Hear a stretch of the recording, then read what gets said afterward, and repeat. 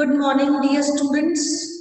Welcome to the class, The Lost Train Part 2. I want to drive a car. This is the second story, second part of this lesson, right? That is, I want to drive a car, where Mukesh says that he wishes to drive a car. His dream, his aspiration is drive a car, right? So here yesterday we tried to understand, we understood the situation of Sahib. Today the second part of the story deals with Mukesh, who lives in Firozabad in a small hutment, who is still happy to lead this life. Yesterday the canister was heavy. Today maybe the garage where he works is quite burdensome, or the place where he is made to work in miserable conditions of Firozabad. Firozabad, a place which is known for glass industry. Every house, every colony we find there with small mounds of glass, broken glass pieces, bangles, and so many other things. So let me share the screen and continue this part of the lesson. Yes.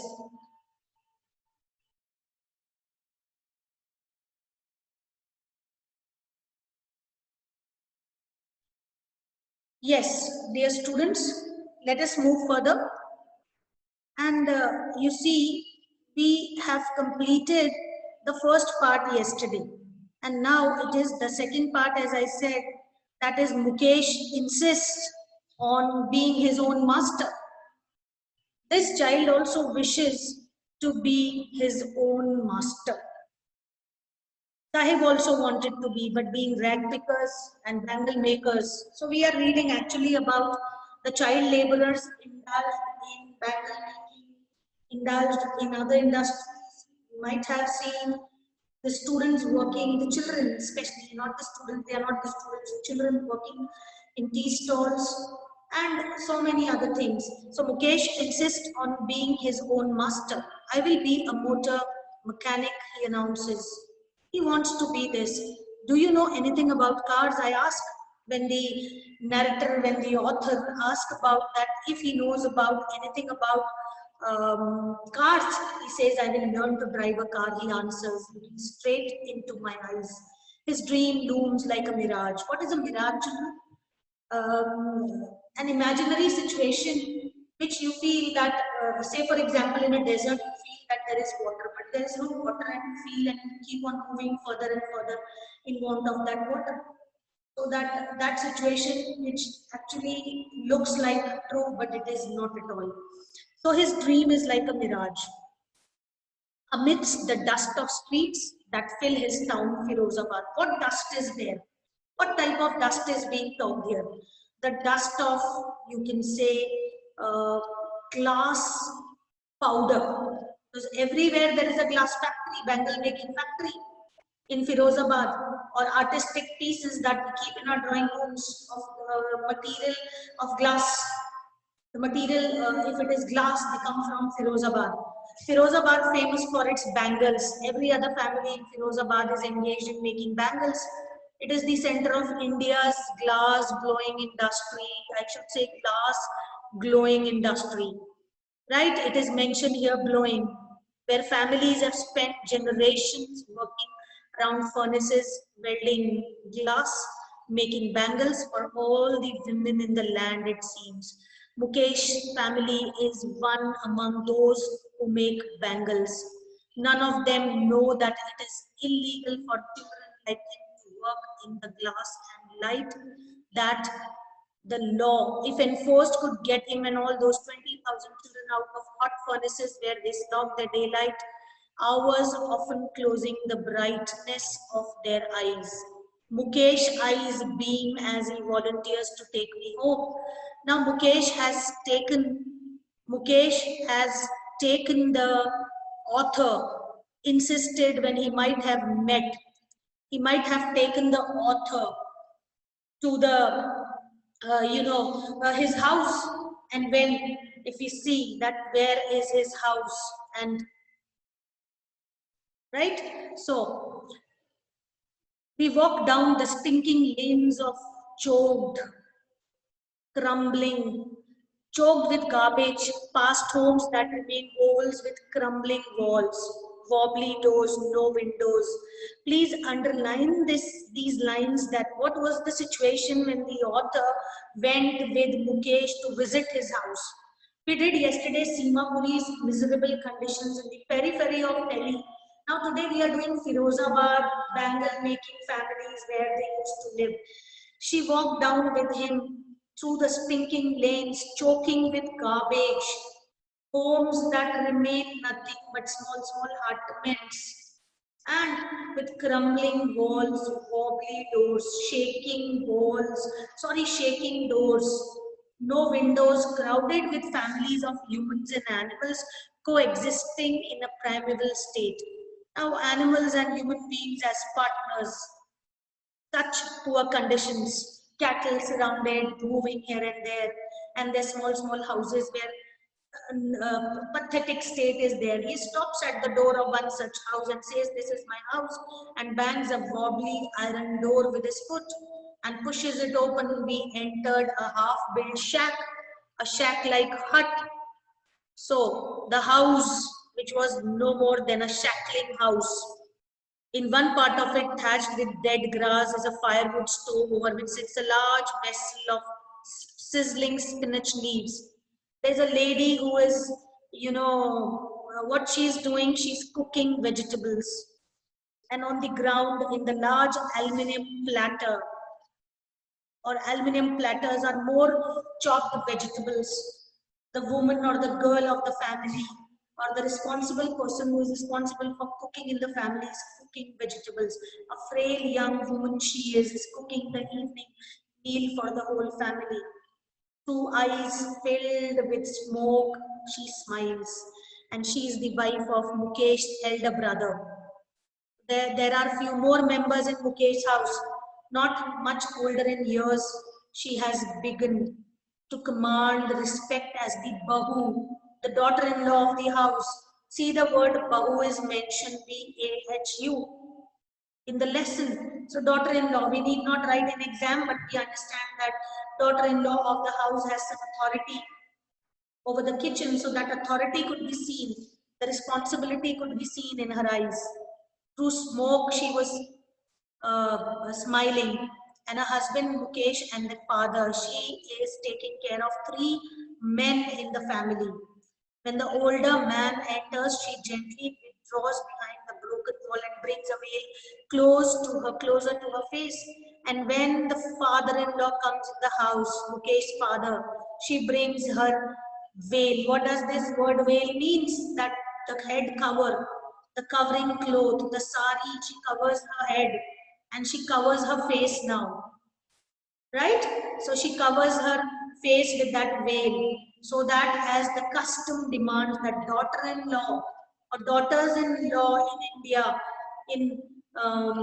have they cover their heads and through veils and dupattas and saris and all. So she brought that veil on her face before male elders. In this case, the elder is an impoverished bangle maker. In this case, there is a bangle maker father-in-law who is impoverished, who has nothing much to give to his family. Right? Despite long years of hard labor, first as a tailor, then as a bangle maker, he has failed to renovate a house, send his two sons to school. All he has managed in the city of Firozabad is to teach them the art of bangle making. There is Mukesh's grandmother also, who has seen her husband going blind with the dust of the glass. She says, "Can God-given lineage ever be broken? It is our karma, our destiny to work in bangle factories. Born in the caste of bangle makers, they have been nothing but bangles in the house, in the yard, in every other house, every other yard. Every street in Firozabad is covered with bangles. and nothing else. Spirals of bangles, sunny, gold, paddy green, royal blue, pink, purple, every color born out of 7 colors of the rainbow. But do you think the children living in Firozabad have rainbow colors in their lives? Is their life colorful? Or I should say, are their lives colorful? No, not at all, dear children. These bangles, the broken bangles, the broken pieces, spirals, lying mounds in unkempt yards, uncared yards, piled on four-wheeled hand carts. The men in the family, they take the carts, hand carts, and they sell those bangles in the colonies nearby, in the areas nearby. Pushed by young men, these carts along the narrow lanes of the shanty town, shabby town, and in dark hutments next to nice flames of flickering oil lamps sit boys and girls. And what are the girls and boys doing? Near the lamps, they are making bangles. Every family makes bangles. Every teenager is involved in bangle making and their eyes are more adjusted to darkness. Please make a note. What is their situation? Their eyes are more adjusted to the darkness than to the light. So pathetic situation of these bangle makers, right? That they are adjusted more to the darkness, adjusted more to darkness. Remember this point, more to darkness, right? So when we are talking of this, it is their situation, adjusted more to darkness. Okay, I hope condition of Simapuri and Firozabad is similar. If you see from the angle of child laborers, right? Now there is another child who is being discussed, who is sitting, Savita, a young girl in a pink drab dress, is being witnessed by the author, sitting alongside an elderly woman soldering pieces of glass. She's also making some bangles, some spirals of bangles as her hands move mechanically like the tongs of a machine. She has learned making bangles like a machine. I wonder if she knows the sanctity of the bangles she helps make. So who knows that if she understands, if she knows the meaning of wearing bangles in a country like India. So it's mentioned, it symbolizes an Indian woman's suhag, auspiciousness in marriage. Some Hindi words are being used by Anise Jung in the lesson. So, auspiciousness in marriage is signified by these bangles. It will dawn on her suddenly. The author says, one day this young girl would be married and she'll wear a veil, red color veil on her head before the elders. Her hands would be dyed red with the henna and red bangles rolled onto her wrist she's making. She will become the bride of some house, like the old woman who's sitting beside her, who became many years ago. She still has bangles and but no light in her eyes. The old lady with whom Savita is sitting has no light in her eyes. I hope, children, you are able to understand. Dear students, responses awaited. Yes, ma'am. Very good. Very good. Okay. एक वक्त से भर खाना भी नहीं खाया. Please underline this line, but let me tell you one thing. When you write your answers, do not write Hindi lines as such, even if they are in the lessons. You can write the lady expressed that they didn't have even a meal per day sufficient to satisfy their stomach.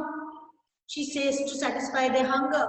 So, she says in a voice drained of joy. So, Savita is sitting with an old lady who has spent her life with her husband in bangle making, and the light of the eyes has also gone. She has not enjoyed even one full meal in her entire lifetime. That what she has reaped. Then what has she reaped? Her husband, an old man with flowing beard, says, I know nothing except bangles. All I have done is make a house for the family to live in. Hearing him, one wonders if he has achieved what many have failed to do in life, in their lifetime. Even if it is a leaking roof, even if it is a small hutment, he has a roof over his head. At least He is living in a place which belongs to him. A small hut with a roof over his head. The cry of not having money. Now the gist of the lesson, children, the pathetic condition of the children and what the society has reflected for them. The cry of not having money to do anything except carry on business of bangle making, not even enough to eat, rings in every house. Every house suffers with this situation. Little has moved with the time, it seems, in Firozabad. So, dear students, little situation has moved, right, in Firozabad. The condition of Firozabad is pathetic in terms of, I said in the beginning also, every house, every yard, every place, nothing. Only and only what? What, dear children? Only and only bangles and bangles. Now, let me make you understand this part. The cry of not having money to do anything except carry on the business of making bangles, not enough to eat, rings in every home. And underlying the condition of Firozabad people indulge in making bangles. The young men echo the lament of their elders. What are the young men and women, youngsters you can take in whole doing? They are lamenting, they are mourning, they are crying, they are repeating the tales of their fathers. Which tales? Making bangles. Little has moved, little has changed. It seems in Firozabad, years of mind-numbing toil have killed their initiative and ability to dream. They've stopped dreaming. What has happened because of this? They've stopped dreaming. They've stopped aspiring. At least one child we have read, one boy, Mukesh, he has a dream. Otherwise, rest all are there whose dreams have finished. They don't have dreams only because this mind-numbing toil, this hard work, this toil has captivated, has curbed their thinking. We initiate when we teach you that critical thinking. Keep thinking, dear children. Do you think these children have the thinking ability now after working? They work from morning till night in darkness. That's why their eyes are adjusted more to darkness than to light. So they don't have the ability to dream now. Why not organize yourself into a cooperative? As I suggested, Sahib, if I open a school, will you come? So suggestions like mine, the author says, why not organize yourself into a cooperative society? I ask a group of young men who have fallen in the vicious cycle of middlemen who trapped their fathers and forefathers, and now this younger generation. Even if we get organized, we are the ones who will be called up by the police. So the entire system is corrupted. If we ever had tried to unite ourselves, we have been hauled up from our houses, dragged to the police stations, beaten up there for becoming blatant and opening and raising our voices. So now comes the political order. So they are beaten by police if they raise their voice. Right? There are middlemen who gave their forefathers some money, and the sons, they returned the money with the interest and kept on returning and returning. And now the younger generation is in the trap of those vicious circles of those middlemen. So policemen, middlemen, who are completely responsible for the situation, the poor situation of these children of Firozabad, or people of Firozabad. There is no leader among them, no one who could help them see things differently. Their fathers are as tired as they are. They talk endlessly in a spiral that moves from poverty. Now, spiral of a bangle, circle of a bangle here is signifying not only the circle of the bangle, but the circle is of political disorderly situation. This is of middlemen. This is of ineducation. This is of poverty. So it is mentioned. See, I'll read for you. They talk endlessly in a spiral that moves from poverty to apathy, from poverty to no sympathy, hard-heartedness to greed and to injustice. So from poverty to apathy to greed and to injustice. So injustice is happening. So the spiral of injustice because of many reasons. What are those reasons? That is maybe poverty, maybe carelessness of the society, maybe authorities are not interested, maybe the police is, the law and order is not interested in taking care. Listening to them, I see two distinct worlds. One of the family caught in the web of poverty, burdened by the stigma of caste in which they are born.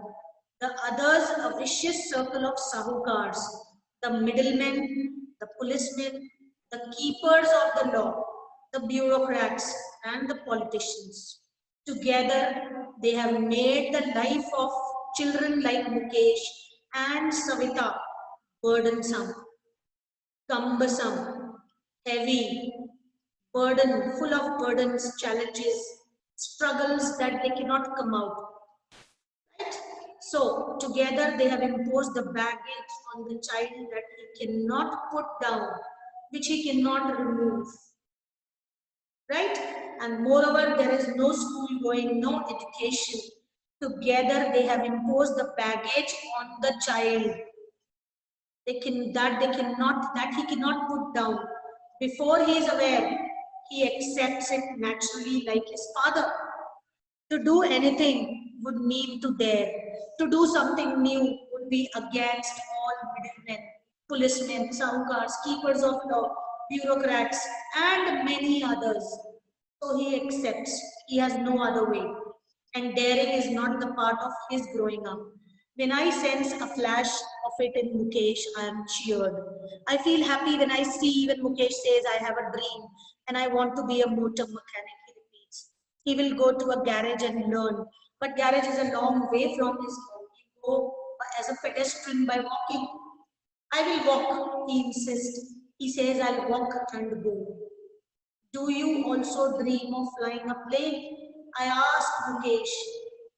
Do you dream of flying a plane? He's suddenly silent. He keeps quiet. No, he says, staring at the ground. In his small murmur, there is an embarrassment that has not yet turned into regret.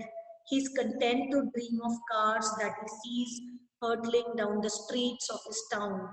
Few aeroplanes fly over Firozabad. He doesn't have an unexpected dream like which he cannot, where he cannot fulfill his expectation. He has a very logical dream, very nominal dream that he wants to become. But for him, it is a very huge one, a tremendous one to fulfill because he belongs to a family of bangle makers.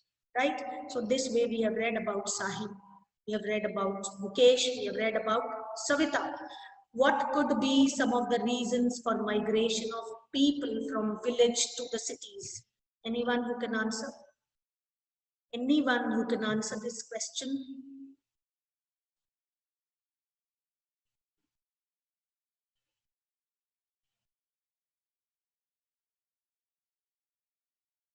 Yes. What could be? Yes, Shalini. Ma'am, for the meal. Means of livelihood for earning. Please pardon once again. Please pardon. Ma'am, for the meal. Okay. Now, we can elaborate this answer. For the migration, they are unemployed and they move in what Shalini said, and what I wish to add, that they are unemployed and they want meals, they want food, they want basic necessities. Yes, of course, they are unemployed, they are poor, they want their meals, they want food and other basic facilities, at least food for their hungry children. Would you agree that promises made to poor children are rarely kept? What forces conspire to keep the workers in the bangle industry of Firozabad in poverty? because they are in a vicious cycle which is surrounding them. As we discussed, that what forces conspire, there are middlemen, forces by middlemen, those who never let them come out. If they need money, they go to them, the middlemen give them money, and then they are working for them, or they keep on repaying them. Then there are bureaucrats, then there are politicians, then there are policymakers who had never thought of these bangle makers of bangle industry in Firozabad. How, in your opinion, can Mukesh realize his dream? Mention the hazards of working in the glass bangle industry. Please note down this question. Hazards of working in bangle industry. Adjustment more to darkness than to light. They go blind after a few years.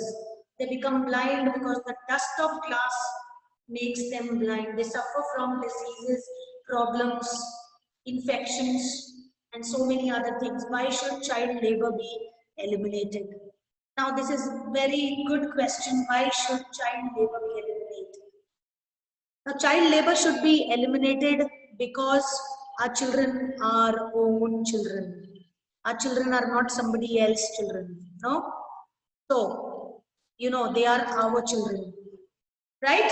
And we need to think of this future. They are not only our future, they are the future of the whole world. And why their lives should be invested, indulged. They are not born for this. They are born to play. They are born to learn. They are born to make, create, because they themselves are beautiful creations of Almighty. Why child labor should be stopped? There are n number of reasons. Shall we allow our posterity? Then what type of generations we'll have? Crippled generations, sick generations. If today's generations will be malnourished, not properly treated, not given proper food, nutrients, then what type of posterity we'll have in the coming years, in the coming generations? We need to protect, preserve the rights of our children. The rights of our children, right to education, right to play, right to live freely, right to freedom, whatever rights our constitution lays down. They are the free citizens of our nation, no matter they are small right now. They cannot protest, they cannot raise their voice. We need to protect them. Right? So this way we can answer our questions. I hope you have understood the lesson, dear children. Please unmute yourself.